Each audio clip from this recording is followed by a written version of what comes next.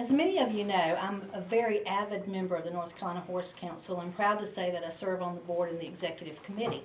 And one of the reasons that I do that is to the good things that the Horse Council does for our horse industry. I'm sure that at one time or another you've asked yourself, why should I join the Horse Council? Well, today I'm going to give you some really good reasons why. First of all, I don't think people understand of all the work and the strain that we go through throughout the entire year representing the North Carolina Horse Council. But when the General Assembly is in session, we as lobbyists, we're always there, and between all of us on our team, we cover every day, almost every minute of the session of the General Assembly. Just say this, I mean, I think sometimes we don't appreciate, the value of politics. And everybody's a little bit worn down with politics and politics in general. It really is, though, about establishing relationships. And that's where our lobbyists come in so great for us. I mean, we struggle a lot to have people understand that the horse is agriculture and it's livestock and it's part of that community. So our lobbyists not only help us with those laws, but they help us to ground us into where we belong, and that is as agriculture and the benefits that come with that, being a $2 billion agricultural industry in the state. I think that I have been able to experience, having come from having to do the lobbying yourself, to having to do it informally, and then having other lobbyists represent us, to see the value of a team effort that we have been able to achieve here, and that their ability to establish those relationships is, I think, what has helped us more than anything. We had a monumentally successful year in the industry. One of the larger pieces of legislation, I think one of the most important things that passed was a large consortium bill, the Farm Bill of 2015. There were several sections in that bill, one of which was the PUV, which clarified that boarding, training, carrying, and management of horses would qualify you for PUV in any county across this state. And I think it adds a lot of certainty to the industry, to folks that were struggling with clarification and the clarity of that law. I think one of the other things that John mentioned is the assessment. The assessment hasn't had any major changes in over 15 years. And I think by giving the flexibility to the council and the department to move that fee from $2 to $4 a ton, to increase the length that you have to hold the referendum up to 10 years.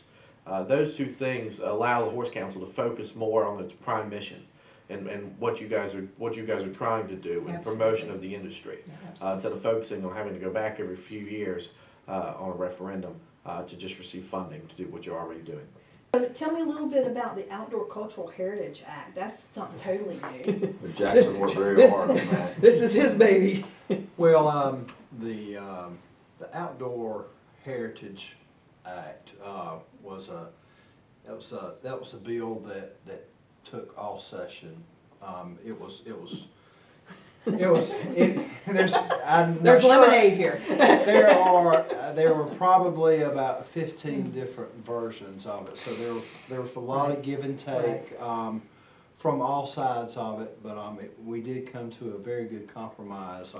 The thing that I'm in our capital cities is really excited about is we got a place on the board, which is going to be huge for the next 3 years, so we can get to be a part of, seeing more of a part of agriculture, and there are a lot of things that are going to be going in there. We want to be looking at, the right to ride is very important. Better access, improved access to the Horse Council, going forward, having that ability to ride on state properties, and having that seat on the board will give us that inside connection there to hopefully make that happen. I want to add on that particular appointment that the Senate had some appointments in the House, and the governor appointed Sue Gray for a 3-year term. There were terms for 1 year, 2 years, and 3 years. So we're very blessed to have the 3-year appointment for Sue. Absolutely. That power is now vested solely with the commissioner and the department, and it adds clarity across municipalities and across county commissions that you can't just pull new ordinances regulating horses and singling out horses, because that's what we'd seen occur across the state. You'd seen counties pop up and they wanted to treat horses less like livestock and more like companion animals. we took a different view with the council and wanted to clarify that and vest that power with the commissioner. And so I think it's little things like that.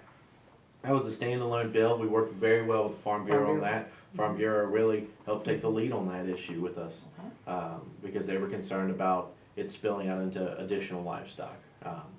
And so I think that's just another example of kind of what we do and how we work with Sue.